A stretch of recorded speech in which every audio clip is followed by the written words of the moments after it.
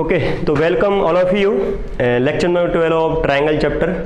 तो today we will solve some question on the similarity of triangle, क्योंकि last class में मैंने आपको सिमिलरिटी के बारे में पढ़ा दिया था, ठीक है। और ये भी बोला था कि एक टॉपिक रह गया है। कौन सा टॉपिक? Perimeter of triangle. कि कैसे अगर मान लो हमारे पास में दो ट्रायंगल दे रखे हैं, ठीक है, दो ट्रायंगल दे रखे हैं, अब उनके साइड का जो रेशियो है वो पेरीमीटर के रेशियो से कैसे कंपेयर करना है, वो टॉपिक हमारा रह गया था, ठीक है। तो देखिए उस टॉपिक को और कंप्लीट करते हैं, उसके बाद हम क्वेश्चन सॉल्व करेंगे। Suppose these are the two similar triangles. It is given that these two triangles are similar. Let ABC is one triangle and DEF is another triangle. Now this ABC triangle is similar to this DEF triangle. अब ये दोनों triangle similar हैं, तो इनकी जो side का ratio है वो इस ट्राइंगल के पेरीमीटर और इस ट्राइंगल के पेरीमीटर के रेशियो के बराबर होगा, ठीक है। तो ये कैसे आता है वो हम देखने वाले हैं। देखिए, तो इसमें ये लिख लेना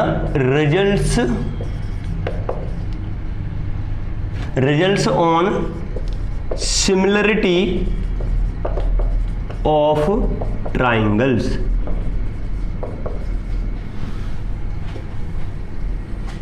results on similarity of triangles. अब ये दोनों ट्राइंगल सिमिलर हैं, तो यहां से मैं क्या रिजल्ट बोल सकता हूं वो देखिए।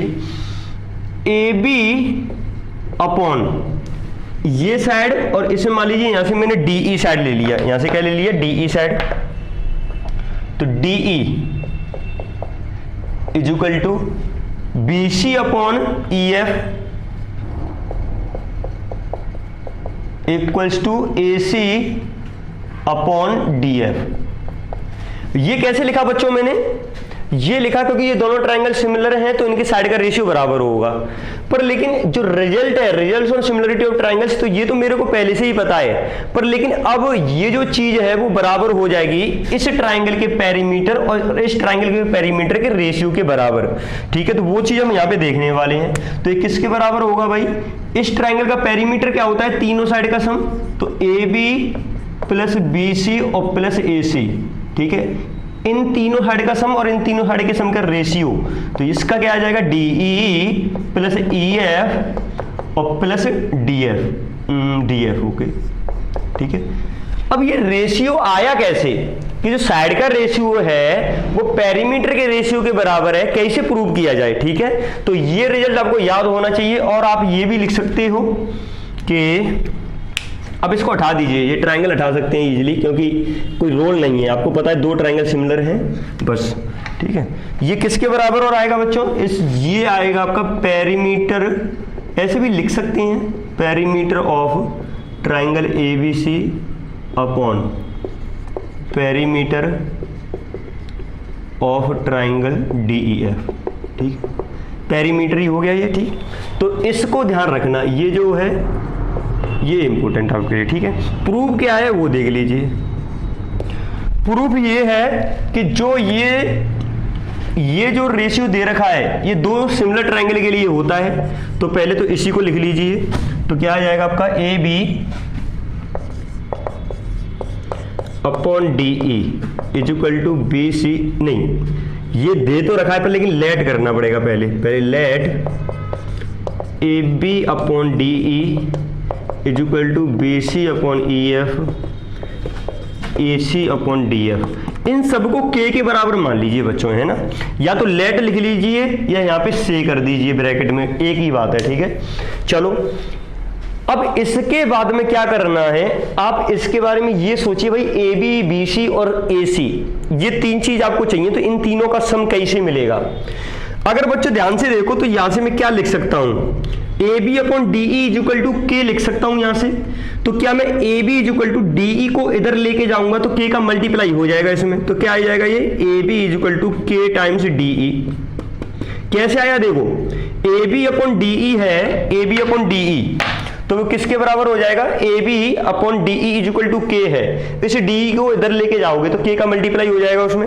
तो देखिए क्या बनेगा, ये A B is equal to K D E. Similarly B C upon E F is equal to K, तो ई एफ का इंटू इसमें करोगे तो क्या आ जाएगा? B C is equal to K into E F आ जाएगा। ऐसे ही AC अपॉन DF का देखो, ये तो सिंपल तरीके से नजर आ रहा होगा, DF को इधर लेके जाओ तो क्या आ जाएगा, AC is equal to K into DF आ जाएगा। अब ध्यान से देखो, हमको चाहिए क्या, AB BC और AC, इन तीनों का सम चाहिए। इन तीनों का सम कैसे मिलेगा मेरे को, जब मैं इन तीनों को ऐड कर दूंगा, ठीक है। तो अगर इसको फर्स्ट, इसको सेकंड और इसको थर्ड मान लिया जाए तो ऐड इक्वेशन फर्स्ट, सेकंड और थर्ड, तो क्या आ जाएगा आपके पास में, AB plus BC plus CA is equal to, इधर क्या आ जाएगा, KDE plus KEF plus K times DF, ठीक। अब बच्चों देखो ध्यान से, अब इन तीनों में से मेरे को कुछ दिखाई दे रहा है, इन तीनों में क्या कॉमन आ रहा है, इन तीनों में मेरा K कॉमन आ रहा है, तो यहां से मैं क्या लिख सकता हूं, इसको ये भी लिख सकता हूं, AB plus BC plus CA is equal to K common ले लो, यहां से आ जाएगा DE plus EF plus DF, ठीक, ये आ गया। तो यहां से अगर सॉल्व करोगे तो ध्यान से देखना, AB BC प्लस CA, इसको इसके नीचे लेके आ जाओ तो ये किसके बराबर आ जाएगा, K के बराबर आ जाएगा। तो यहां से ये लिख सकते हो AB BC plus CA upon, इसको नीचे लेके आओ तो कितना आएगा, DE प्लस EF और plus DF is equal to K। चलो भाई, अब ये देखो, ये मेरे पास में जो रिजल्ट आया है और जो मेरे को प्रूव करना था, तो उसको रिलेट करने की कोशिश करें, इसको इससे रिलेट करने की कोशिश करें। जब ये पूरी की पूरी चीज K के बराबर है और ये सारे के सारे रेशियो ये भी K के बराबर हैं, तो can I say these all three ratio will be equal to this ratio, तो यही मेरा प्रूव हो जाएगा, ठीक है। तो क्या कर सकते हैं आप, यहां से ये लिख सकते हैं, so AB upon DE is equal to BC upon EF is equal to AC upon DF equals to, ये किसके बराबर आ जाएगा, AB plus BC plus CA upon, ये आएगा DE plus EF plus DF। चलो भाई, ठीक, तो ये रेशियो के बराबर आ गया। तो आपको पता पड़ेगा कितना सिंपल था प्रूफ, पर लेकिन आपको चीज़ क्या याद रखनी है, ये याद रखनी है बस, ठीक है। इसको याद रखिए, क्वेश्चन सारे हो जाएंगे आपसे। चलिए मूव करते हैं नेक्स्ट टॉपिक। तो नेक्स्ट टॉपिक क्या, सारे टॉपिक मैंने आपको करा दिए हैं, तो सिमिलरिटी सारी कंप्लीट हो चुकी हैं। अब उस पर कुछ क्वेश्चंस हैं वो करते हैं एकदम बेसिक लेवल से। जैसे मैंने आपको लास्ट क्लास में बताया होगा कि जो क्वेश्चंस सिमिलरिटी और ट्रायंगल्स में बहुत इंपॉर्टेंट रहते हैं, ठीक है। तो पूरा एकदम बेसिक लेवल से हम जाने वाले हैं, तो इसको नोट डाउन कर लो, ठीक है। I am raising it now.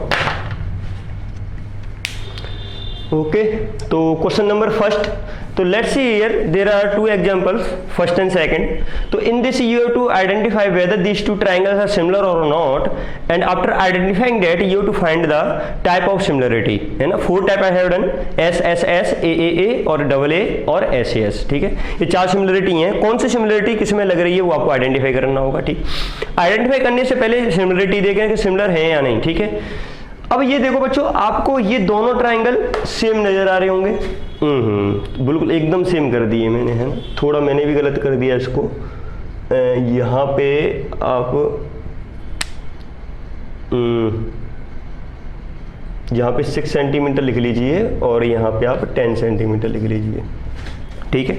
अब आप देखोगे तो आप बोलोगे सर जैसे वो दोनों ट्रायंगल है ऐसे दोनों ट्रायंगल ये भी हैं, बस थोड़ा आपने ऑर्डर चेंज कर दिया है।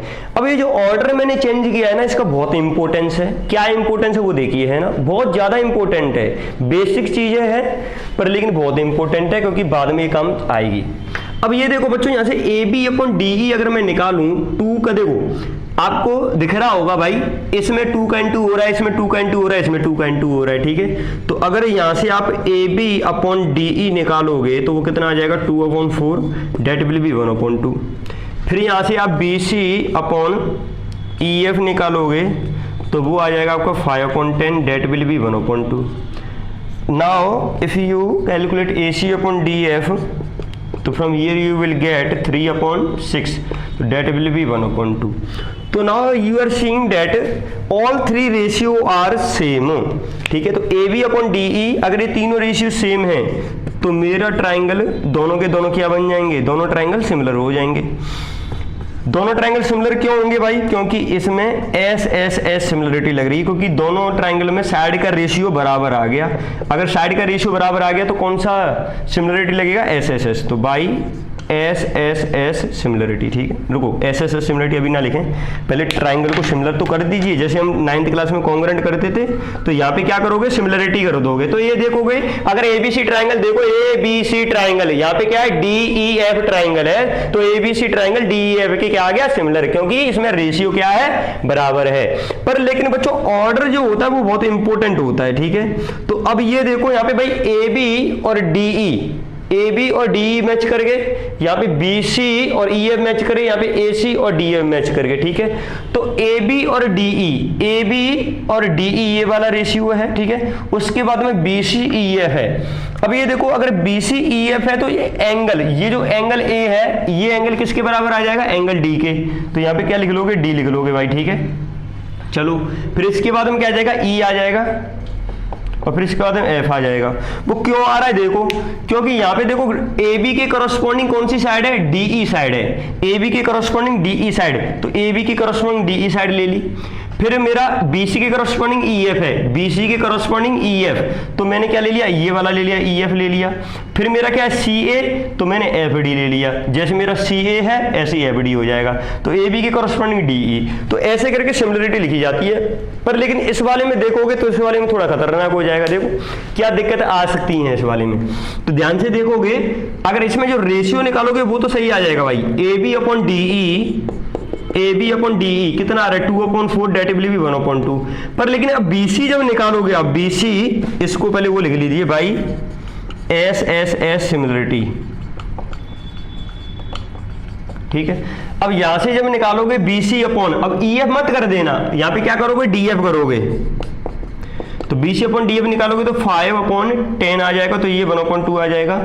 और यहां से अगर एसी निकालोगे, एसी अपॉन ईएफ, तो AC अपॉन EF निकालेंगे तो कितना आ रहा है, देखो 3/6, तो ये भी 1/2 आ जाएगा। तो यहाँ से सारे रेशियो बराबर हैं, इसका मतलब मैं क्या बोल सकता हूँ, AB upon DE equals to BC upon DF और is equal to AC upon EF। तो ये तो सिमिलर हो गए, ठीक। अब ये ट्राइंगल ABC किसके सिमिलर है वो हमको देखना पड़ेगा, ठीक है। तो ABC ट्राइंगल बना लीजिए पहले, तो ट्राइंगल ABC सिमिलर टू, ठीक है। अब ए बी और डीई, चलो भाई ए बी डीई आ गया। अब देखोगे बीसी और डीएफ, बीसी डीएफ ये हैं, ठीक है। अब बीसी डीएफ अगर ये हैं, तो अगर आप ध्यान से देखोगे तो भैया ये देखो 2 का 4 से मिलन हो गया, 2 का 4 से मिलन हुआ, ठीक है। और 5 का 10 से मिलन हुआ। तो ये देखो इस 2 और 5 के बीच में कौन सा एंगल आ रहा है, 2 और 5 के बीच में एंगल बी आ रहा है। कौन सा आ रहा है, एंगल बी। तो एंगल बी, और ये जो 2 है वो 4 बना, ये 5 मेरा 10 बना, तो 4 और 10 के बीच में एंगल डी आ रहा है। इसका मतलब एंगल बी जो होगा वो एंगल डी के बराबर हो जाएगा। किसके बराबर हो जाएगा, एंगल बी एंगल डी के बराबर। इंपॉर्टेंट है या नहीं, अदरवाइज गलती कर जाओगे सारी चीजों में। अब ये देखो 2 यहाँ पे ये 4 कर दिया, यहाँ पे 5 का कितना हो गया, 10 हो गया। 2 और 5 के बीच में बी आ रहा है, यहाँ पे 4 और 10 के बीच में डी आ रहा है, तो बी एंगल डी के बराबर होगा, ठीक है। तो एंगल, अब ये देखो एबीसी अगर ऑर्डर लिखा है तो बी की जगह पे तो डी आ जाएगा, ये तो मेरे को पता पड़ गया, ठीक है। और देख लेती हैं, ठीक है। तो यहाँ पे ये लगा सकते हो आप, ये एंगल 1, ये एंगल 1, ठीक है। इतना आपको पता पड़ गया।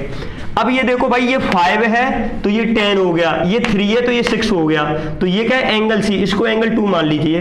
अब आप सोचिए थोड़ा कि ये एंगल सी जो एंगल 2 मैंने माना है वो किसके बराबर आएगा इसमें। तो आई होप किसके बराबर आ जाएगा, देखो 5 का 10 हुआ है और 3 का 6 हुआ, इन दोनों के बीच में ये वाला एंगल, तो इन दोनों के बीच में एंगल एफ, इसका मतलब एंगल एफ एंगल 2 बन जाएगा मेरा। बचा कुचा कौन, एंगल 3, तो एंगल 3 कौन सा आ जाएगा, ये हो जाएगा। तो इसका मतलब एंगल ए मेरा एंगल ई के बराबर हुआ, और एंगल सी मेरा किसके बराबर हो गया, एंगल एफ के बराबर, एंगल बी मेरा एंगल डी के बराबर। तो अगर मैंने एबीसी ट्राइंगल लिखा है तो ये किसके सिमिलर आ जाएगा, तो एंगल ए देखो वो किसके बराबर है, एंगल ए किसके बराबर है भाई, देखो एंगल ए एंगल 3, एंगल 3 कौन है यहाँ पे, ई, तो ये ई आ जाएगा यहाँ पे। चलो भाई, उसके बाद में देखोगे बी एंगल किसके बराबर है, एंगल 1 एंगल बी डी के बराबर, तो ई डी आ जाएगा, ठीक है। बचा कौन सा, एफ बचा केवल। आई होप अगर समझ में नहीं आया वीडियो को दोबारा देखो, पर लेकिन इंपॉर्टेंट है चीज, है ना। अभी और क्वेश्चन भी लूंगा उसमें क्लियर हो जाएगा, ठीक है, पर लेकिन इंपॉर्टेंट है, again again I am repeating. तो ये दोनों ट्रायंगल सिमिलर हो गए बाई, तो देखोगे आप एस एस एस से हो गए तीनों, एस एस सिमिलरिटी। चलिए ठीक है, तो यहाँ पे ये क्वेश्चन दोनों मैंने कर दिए हैं, अभी 2-3 क्वेश्चन और दूंगा मैं क्योंकि बेसिक है एकदम, ठीक है। तो नोट इट डाउन, कर लिया होगा, देखिए। तो okay class, now see this 2 more example, ठीक है। कभी भी आपको अपने दिमाग का ढक्कन खोलना है तो ये जो 4 क्वेश्चन हमने कराए हैं सिमिलरिटी के ऊपर, ठीक है, इनको हमेशा देखिए। कभी भी अगर आपको ये समझ में नहीं आ रहा है मैं किस एंगल को किससे कंपेयर करूं, किस साइड को किससे कंपेयर करूं, तो ये जो 4 एग्जाम्पल मैंने लिए हैं इनको हमेशा देखना, ठीक है। इसलिए पूरा एकदम डिटेल में जो भी एग्जाम्पल बन सकते थे अलग अलग टाइप के, मैंने चारों के चारों आपको करा दिए हैं। इसके बाद में और क्वेश्चन लेंगे तो उसमें डाउट नहीं आना चाहिए। ये देखो, इसमें जो मैंने टाइप लिया है, इसमें एक एंगल दिया, 2 साइड दी हैं, ठीक है। एक एंगल 2 साइड को देखते ही हमको याद आती है एस की, ठीक है। पर लेकिन जो एस कॉन्ग्रेंस जो सिमिलरिटी में लगाता हूं तो जो एंगल होना चाहिए वो क्या है, इंक्लूडेड एंगल होना चाहिए। तो देखो भाई इंक्लूडेड एंगल है या नहीं, हाँ भैया इंक्लूडेड एंगल तो लग नहीं रहा है क्योंकि यहाँ पे 6 मीटर है, यहाँ पे 4 मीटर है, ये 70, तो 70 तो ये दिया है मेरे को, पर लेकिन यहाँ पे 70 ये है, तो इसका मतलब इंक्लूडेड एंगल नहीं है, ठीक। चलिए कोई बात नहीं, तो फिर क्या मैं बता पाऊंगा इसको, मैं नहीं बता पाऊंगा क्योंकि इंक्लूडेड एंगल है ही नहीं। मान लीजिए अगर A B upon E F अगर आप निकालो यहाँ से, तो A B upon E F अगर आप निकालोगे तो किसके बराबर आ जाएगा, 4 upon A B upon E F 4 upon 12, तो जो आएगा 1/3 के बराबर आ जाएगा, ठीक है। चलो भाई इतना तो पढ़, A B upon E D not E F, E D, और B C upon F D निकालोगे तो आपका आ जाएगा कितना, 6/18, तो ये भी 1/3 के बराबर आ जाएगा। यहाँ से एंगल ए है वो एंगल डी के बराबर आ जाएगा। पर लेकिन बच्चों आप बोलोगे सर एस लगा दीजिए, 2 साइड का रेशियो बराबर आ रहा है और एक एंगल बराबर आ रहा है, तो आप एस लगा दीजिए। मैंने बोला नहीं लगाएंगे, क्योंकि देखो बच्चों जो साइड दे रखी है आपको उसके बीच का एंगल मैंने बोला था कि एस लगाने के लिए इंक्लूडेड एंगल होना चाहिए, पर लेकिन ये इंक्लूडेड एंगल तो है ही नहीं मेरा, ये एंगल दे रखा है, एंगल ये वाला दे रखा होता तो हो जाता काम। इसमें देखो इंक्लूडेड एंगल है पर लेकिन इसमें इंक्लूडेड एंगल को कंपेयर नहीं किया गया है, इसलिए मैं इसकी सिमिलरिटी पे कमेंट नहीं कर सकता हूं, ठीक है। तो ये सिमिलरिटी कमेंट नहीं की जा सकती है, ठीक है। तो इसमें लिख लें नो कमेंट ऑन सिमिलरिटी। आप बोलोगे सर दोनों ट्रायंगल सिमिलर नहीं होंगे, ऐसा ना बोले बस आप, ऐसा क्यों ना बोले, क्योंकि मान लीजिए मेरे को पता नहीं है ना ये एंगल कितना, हो भी सकता है 70 हो, नहीं भी हो सकता 70, अगर ये हो गया तो ये सिमिलर हो जाएंगे, है ना। इसलिए नो कमेंट ऑन सिमिलरिटी, क्योंकि अधूरी इन्फॉर्मेशन दे रखी है, पूरी इन्फॉर्मेशन होती तो मैं कर देता। चलिए भाई, तो ये आपको समझ में आ गया होगा, ठीक। चलो अब इस वाले को देखो, तो इसमें बोलोगे सर ये तो वैसे सिमिलर नहीं है, केवल एक एंगल बराबर दे रहा है 70 और दिया ही नहीं। हमने कहा क्या बोला था कि तुम्हारे दिमाग के ढक्कनों को खोलना है, ठीक है। तो आपके ढक्कन कैसे खोलेंगे, देखिए ये 70 और ये 80, ये तीसरा एंगल क्या होगा 80 70 150, तो ये बचेगा 30, ये 70 ये 30, तो 100 ये कितना बचेगा आपका 80 बचेगा। ये सब 9th क्लास में सीखा होगा कि तीनों एंगल का सम कितना होता है, तीनों एंगल का सम 180 होता है। तो यहाँ से ये जो तीसरा एंगल है उसको आप निकाल सकते हो। अब ध्यान से देखो तो एंगल जो डी है, एंगल डी मेरा एंगल बी के बराबर है, और एंगल ई है, एंगल ई मेरा एंगल सी के बराबर है, और एंगल एफ है वो मेरा एंगल ए के बराबर है, ठीक है।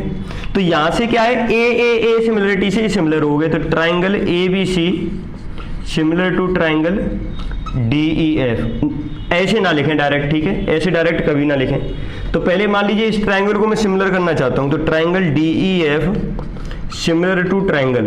अब डी के करस्पॉन्डिंग क्या आएगा, एक और सोचिए, डी के करस्पॉन्डिंग क्या आने वाला है, तो डी एंगल इसमें किसके बराबर है, बी के बराबर, तो यहाँ पे क्या आ जाएगा बी आ जाएगा, तो ये बात ध्यान रखना। इसके बाद में ई एंगल किसके बराबर सी के, तो यहाँ पे क्या आ जाएगा सी आ जाएगा। यहाँ पे एफ एंगल किसके बराबर है आपका, एफ 30 है, यहाँ पे 30 हो गया, तो ये ए के बराबर आ जाएगा, ठीक है। तो डी एफ है वो किसके बराबर आ गया, बी सी ए के सिमिलर हो गया, ओके। तो अगर D E F triangle B C A के सिमिलर है, वो कौन सी सिमिलरिटी से करेंगे, बाई ए सिमिलरिटी, ठीक है। तो ये दो जो 4 क्वेश्चन मैंने कराए हैं पूरे एकदम बेसिक से करा दिए हैं, ठीक है। तो इसको हमेशा रिवाइज करना अगर कभी भी डाउट होता है। अब इसके बाद मैं और क्वेश्चन में करने वाला हूं, पर लेकिन उसको आप ट्राई करने की कोशिश करना, तो नोट इट डाउन।